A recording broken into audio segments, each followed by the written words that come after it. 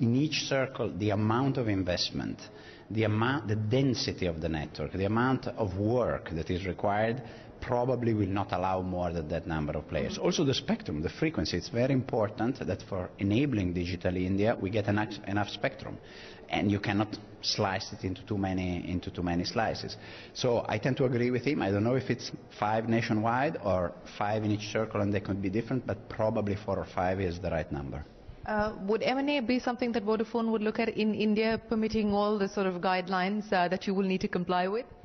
The answer is obviously yes, but I have to remember that I'm the second largest in the country, so even within the guidelines there's not a huge amount of things that we can do. You did say when you were in India that preparatory work is started for your IPO, which will take at least a year. That's the broad timeline that you had given us.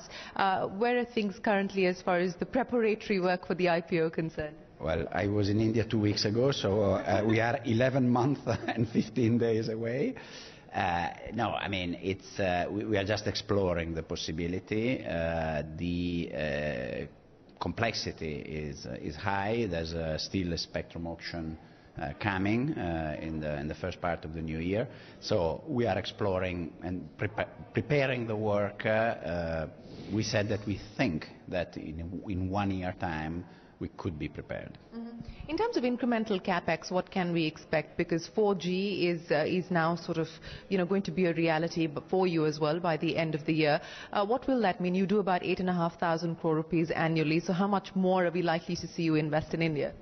Well, again, I don't want to anticipate to you what we are going to tell Prime Minister Modi, but we bought spectrum, both 3G and 4G. So yes, we are going to launch 4G in India. We're going to launch also 3G in the circles where we didn't have it, and we're going to upgrade the whole infrastructure.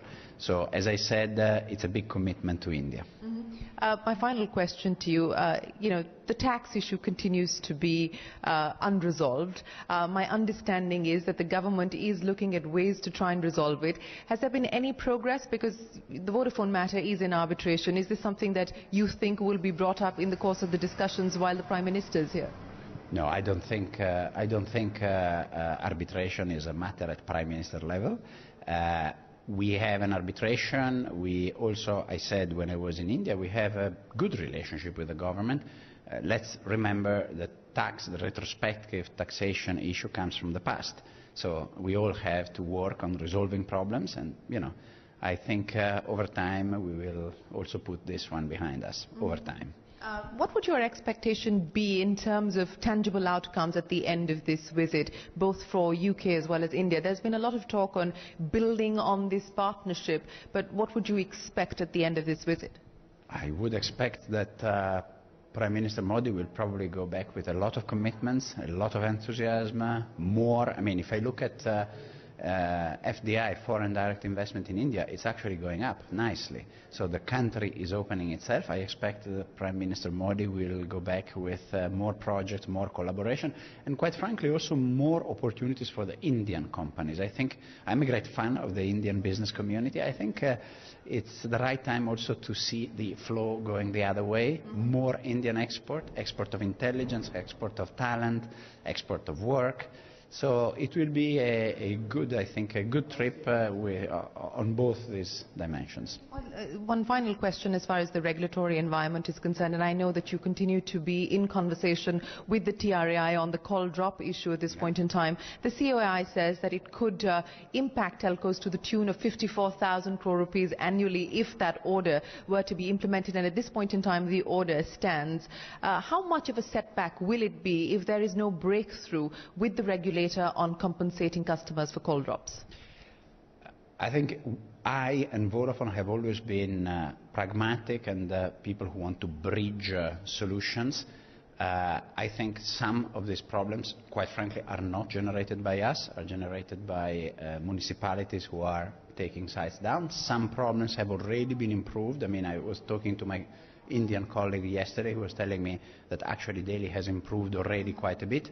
I'm a great believer in dialogue, so through the dialogue with TRI, through the dialogue with the industry, I'm sure we will find a solution which is good for the customers, but also not punitive for the industry. It's important that we find something good for the customers and not punitive for But the if industry. there isn't a change of heart at the end of the regulator, will that force you to reassess your commitment in terms of future investments for India? No, a company like Vodafone expresses a commitment or a very, very long time. You don't invest billions, based on short-term thing.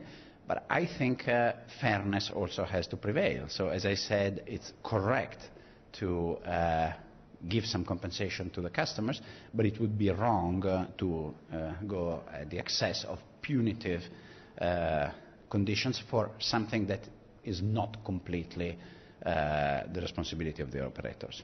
I'll try my luck again. Big, at least, don't give me the number, but big ticket announcement tomorrow? When I talk to policymakers, governments, prime minister, I leave it to them to decide what they want to say. All right, Vittorio, it's always a pleasure speaking with you. Thank you very much for joining us on CNBC TV 18. That's the global CEO of Vodafone. Expect an announcement from the company. Has been a long-term investor in India. Will it be a big-ticket announcement that Prime Minister Modi is going to take back home? Well, we'll only have to wait to find out. But thanks very much, Vittorio, for joining us. Thank you.